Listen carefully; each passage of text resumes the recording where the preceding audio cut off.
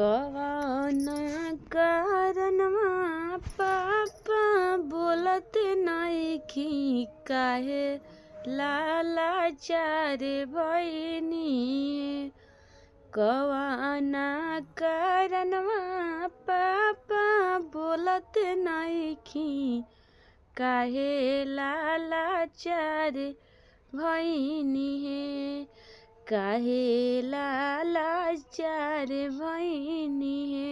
अरे कवाना नगरिया जुआवा खेलनी त हमारा के हरी वैनी, हमारा के हरी वैनी न।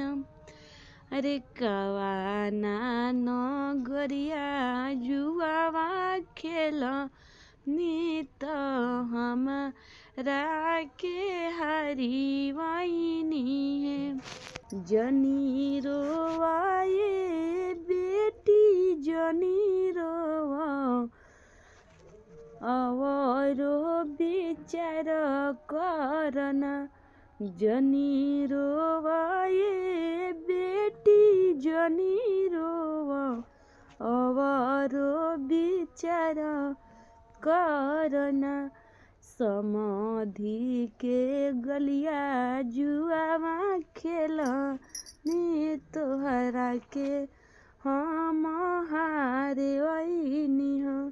समाधि के गलिया जुआवा खेलनी तो हम तोहरा के हारे वैनी हो।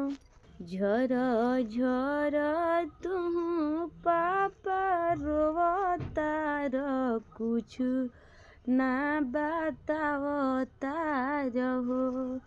झर झर तुहु पापा रोवतार, कुछु ना बतावतार हो।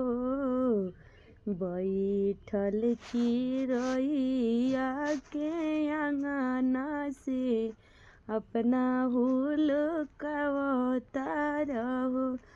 बैठल चिरैया के आंगना से अपना तू हुलकावतार हो। ऐसन बोलिया जानी बोला बेटी, पापा के तू मान रहलू हो। ऐसन बोलिया बेटी जनी बोला, पापा के तू मान रहलू हो। अरे कुछ दिन ला पापा के आंगनवा के तू मेहमान रहलू हो। कुछ दिन ला पापा के आंगनवा के तू मेहमान रहलू हो। कुछ दिन ला पापा के आंगनवा के तू मेहमान रहलू हो। झर झर तुहु पापा रोवतार, कुछु ना बतावतार ना। ते कवाना नगरिया जुआवा खेलल जे हमारा के हरी वैनी।